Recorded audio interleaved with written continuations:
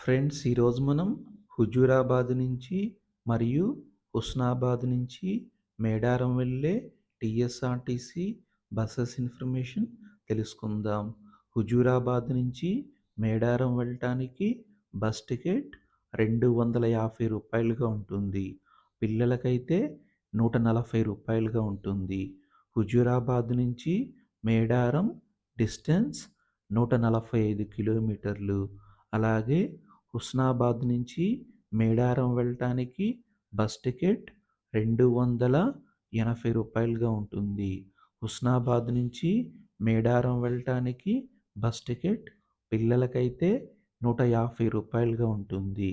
హుస్నాబాద్ నుంచి మేడారం డిస్టెన్స్ 160 కిలోమీటర్లు. మేడారం జాతర ఫిబ్రవరి 21 నుంచి ఫిబ్రవరి 24 వరకు జరుగుతుంది. మేడారం ములుగు జిల్లా తాడ్వాయి మండలంలో ఉన్నది. మేడారం జాతర ప్రతి 2 సంవత్సరాలకు ఒకసారి జరుగుతుంది.